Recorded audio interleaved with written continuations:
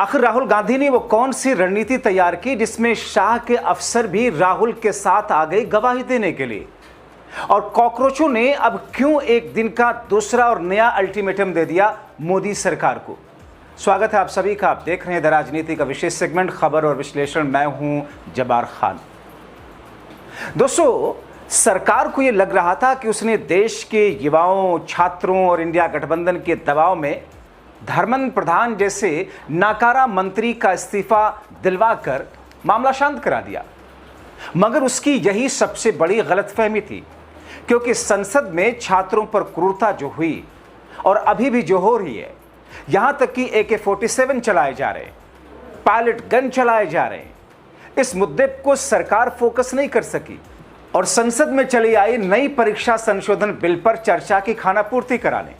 मगर छात्रों की फरियाद राहुल, प्रियंका, अखिलेश, डिंपल समेत विपक्ष नहीं भूला और उसने संसद में मोदी शाह को फिर से घुटनों पर ला दिया। विपक्षी सांसद वेल में पहुंचे, छात्रों की पिटाई मामले पर बहस की मांग के साथ में कार्रवाई के लिए सरकार को मजबूर करने लगे। मगर इन तमाम चीजों के बीच में दोस्तों, आपने देखा कैसे एक नाकारा मंत्री से इस्तीफा लिए जाने के बाद में उसका महिमा मंडन यही सरकार कर रही है संसद के भीतर। उसके जयकारे लगाए जा रहे हैं धर्मेंद्र प्रधान के। मगर देश का मेन स्ट्रीम मीडिया तो सल गड़ चुका है, मगर विदेशी मीडिया जापान, ऑस्ट्रेलिया और न जाने कहां पर किस किस तौर पर सरकार की छीछा लेदर हो रही है। और सरकार को क्या, वो अंधभक्त, वो भारतीय जनता पार्टी की सड़ी गली मानसिकता वाले लोग जो ये कहते हैं कि 2014 से देश का नाम पूरी दुनिया में बढ़ गया है, ये बड़ा है। जरा अखबार और उन पोर्टल्स को उठाकर देख लीजिए। आपके हाथ में मोबाइल फोन सेट हैं, जरा गूगल कीजिए और देखिए विदेशों में भारतीय सरकार के लिए क्या कुछ वहां की मीडिया में लिखा जा रहा है और छापा जा रहा है। अकल ठिकाने आ जाएगी ऐसे अंधभक्तों के। इधर दोस्तों, सरकार ने अब ऐसी क्रूरता करना शुरू कर दिया जिससे आंदोलन को सपोर्ट करने वाले डरे। जंतर मंतर पर विरोध प्रदर्शन कर रहे लोगों को खाना बांटने वाले जुनैद को पुलिस ने उठा लिया। बीती रात योगी पुलिस ने जुनैद को उठाया, उनकी आंखों पर पट्टी बांधी, गाजियाबाद के मसूरी ले गई। रात भर दोस्तों उसे परेशान करते रहे, जबकि जुनैद बार बार ये कहते रहे, पहले भी बता चुके हैं कि साहब वॉलंटियर्स को खाना और पानी दरअसल लोग जो डोनेट कर रहे थे और समर्थकों की जो डिलीवरी आ रही थी खाने की, उसके जरिए मैं तैयार करके बांट रहा था। मगर सरकार जुनैद को, उनके रिश्तेदारों को परेशान कर रही है। यहां तक कि जंतर मंतर पर कूड़े के ढेर से खाने पीने के डब्बों को निकालकर उन रेस्टोरेंट को परेशान कर रही है जिन रेस्टोरेंट से खाना आ रहा था। दरअसल जो लोग खुद जंतर मंतर आकर के सक्षम नहीं थे कि यहां आकर प्रदर्शन में शामिल हों, वो आंदोलनकारियों को अपना ऐसा ही समर्थन दे रहे थे, महाराष्ट्र से, दक्षिण भारत से, उत्तर भारत से, बंगाल से, बिहार से। मगर दोस्तों, सरकार जो कुछ कर रही है, यही शायद कहा जाता है, अंग्रेजी में कहावत है, it's beginning of the end. ऐसे में दोस्तों, छात्रों पर AK-47 चलवाने वाले, छात्राओं के प्राइवेट पार्ट के साथ निष्ठा की हद तक पुलिस कर्मियों के गिरने और सरकार के आश्वासन के बावजूद छात्रों पर केस करने के खिलाफ संसद में राहुल, इंडिया गठबंधन ने सरकार के नाक में दम कर रखा। नतीजा यह हुआ कि संसद से सरकार भागने लगी। हमने आपको पिछले शो में वो वीडियो दिखाया है कैसे स्पीकर सरकार का एजेंडा चलाते हुए अर्जन अर्जन अर्जन विपक्ष पर ही फट पड़ते हैं, कैसे उस एजेंडा सरकार का पूरा करते हैं। लोकसभा स्पीकर लोकतंत्र विरोधी कार्य पर उतर आए।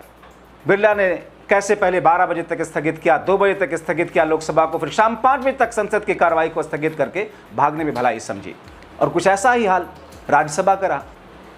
अब दोस्तों, इस बीच में सोनम वांगचुक, जो घर जाने से पहले दोबारा हॉस्पिटलाइज हुए थे, अपनी पत्नी के साथ में राजघाट पहुंच गए और वांगचुक ने ऐलान कर दिया सरकार के रवैये को देख करके कि गांधी का रास्ता आज भी प्रासंगिक ही है, अहिंसा शांति से सफलता मिलती है। राजघाट पहुंच करके सरकार के खिलाफ एक बार फिर से वांगचुक ने हुंकार भरी। इस बीच में सरकार की राजनीतिक निष्ठा देखिए कि उसके सांसद धर्मेंद्र प्रधान, जैसा कि मैंने बताया, उसके जयकारे संसद में लगा रहे थे। उधर देश में एक और आंदोलन खड़ा हो गया। दरअसल अपने बेटे की एथेनॉल कंपनी का बिजनेस चमकाने के लिए देश भर के लोगों की गाड़ियों का इंजन सीज करवाने और माइलेज घटवा करके उनकी जेब काटने वाले गडकरी के खिलाफ और मोदी के खिलाफ, इसीलिए अब एक और आंदोलन है। और जो आंदोलन E20 जनता पार्टी के नाम से शुरू हुआ और 4 अगस्त को संसद का फिर से घेराव है। यानी कि इन कॉकरोचों ने इस पार्टी के कॉकरोचों के साथ में मिलकर के अब एक बार फिर से नई हुंकार गडकरी और मोदी के खिलाफ। अब दोस्तों, ऐसे में कहा जा रहा है कि अगला नंबर देश की जनता ने पेट्रोल में एथेनॉल मिलाकर बेचकर अपने बेटे की कंपनी चमकाने वाले नितिन गडकरी का ही है। अब गडकरी के कृत्यों के खिलाफ कार्रवाई होगी, क्योंकि देश के करोड़ों लोगों की गाड़ियां किस तौर पर उनके इंजन खराब हुए, कैसे उनकी जेब पर डाका डाला। इस पर आपको बताऊंगा कि अब प्लान क्या है जिससे सरकार एक बार फिर से घिर रही है। मगर उससे पहले देश के युवाओं और छात्रों के आंदोलन के साथ राहुल के नेतृत्व वाले इंडिया गठबंधन के घेराव ने सरकार को झुकने पर मजबूर किया। धर्मेंद्र प्रधान का इस्तीफा हुआ और कानून बदलने पड़े। और यही कारण है कि जो मोदी सरकार मनमर्जी से 2024 में कानून बनाकर सिस्टम को और ज्यादा धराशायी कर रही थी, कर चुकी थी, अब उसी सरकार को झुकना पड़ा। उसी सरकार को झुककर प्रदर्शनकारियों और इंडिया गठबंधन के दबाव में कानून में बदलाव के लिए घुटनों पर आई। इसीलिए अब क्या हुआ देख लीजिए। कानून में संशोधन। केंद्र सरकार ने 2024 में बने कानून में बदलाव के लिए संशोधन बिल लाने पर खुद को मजबूर पाया। इसमें पेपर लीक के आरोपियों के लिए और कड़ी सजा और जुर्माने का प्रावधान है। राज्य सरकारों और केंद्र शासित प्रदेशों को विशेष फास्ट ट्रैक कोर्ट बनाने का अधिकार मिलेगा, जहां मामले की रोजाना सुनवाई होगी। यह कानून केंद्र सरकार और उसकी एजेंसियों द्वारा आयोजित सार्वजनिक परीक्षाओं पर लागू होगा। इनमें यूपीएससी, एसएससी, रेलवे भर्ती, बैंकिंग भर्ती परीक्षाएं, एनटीए और अन्य केंद्रीय भर्ती एवं प्रवेश परीक्षाएं शामिल हैं।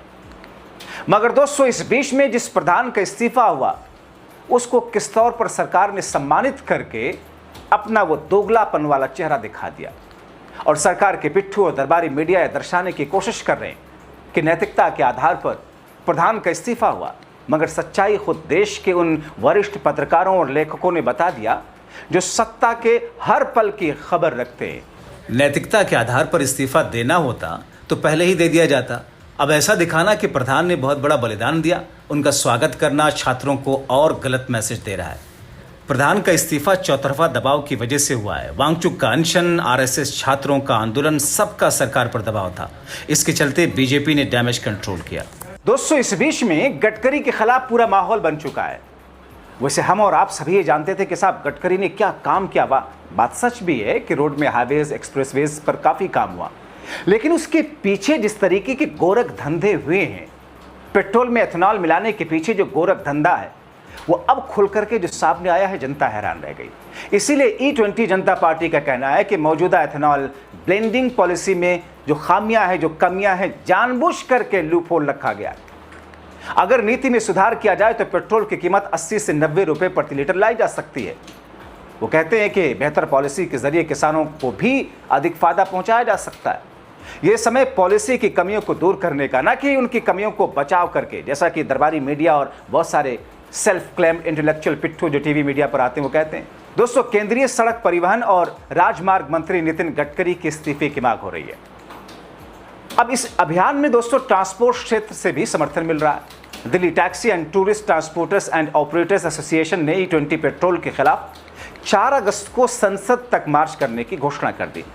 टाइम्स ऑफ इंडिया की रिपोर्ट के मुताबिक एसोसिएशन का आरोप है कि एथेनॉल मिले हुए पेट्रोल के कारण गाड़ियों की ईंधन क्षमता कम हो चुकी है, गाड़ी चलाने का खर्च बढ़ चुका है और इस बात को अदालत मान चुकी है।